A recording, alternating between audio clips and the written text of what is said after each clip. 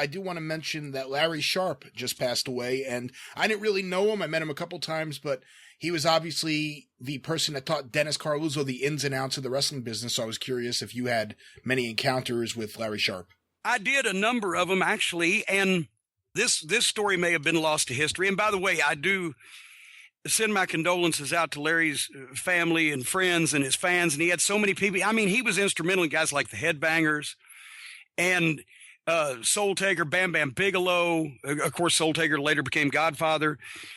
He trained a lot of guys, had a hand in training a lot of guys. And I knew him from being associated with Dennis, and then also just from being up in the Northeast. And one day I was at one of Dennis Corluzzo's shows in 1996 up in New Jersey.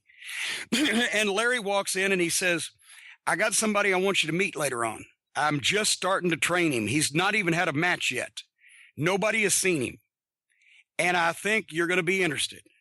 And I said, well, bring him in later on because I'm going to be here all day. It was a fan fest thing and everything. And he brings the guy in later on. And when the guy steps through the door, every bit of the sunlight got blocked out. And I was like, what the fuck? It was Paul White.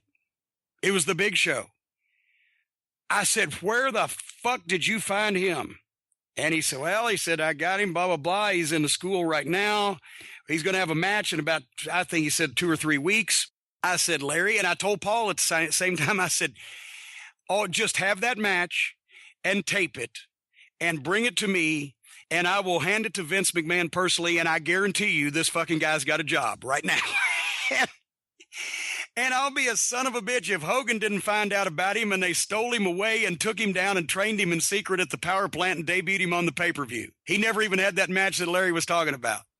You know, I was there. I mean, now that you're saying the story, and I don't know if I've ever heard you tell it before, that was, I believe, the convention for the NWA tournament in November of 94, because I know this only because I took a picture of Paul White, because someone came over to me and said, well, you should take a picture of him. He's going to be a big star. So yeah, there you go. It was 94 because they trained him for a while, and he debuted, I guess, in 96, because that was November of 94. So they probably had him under wraps for about a year, right?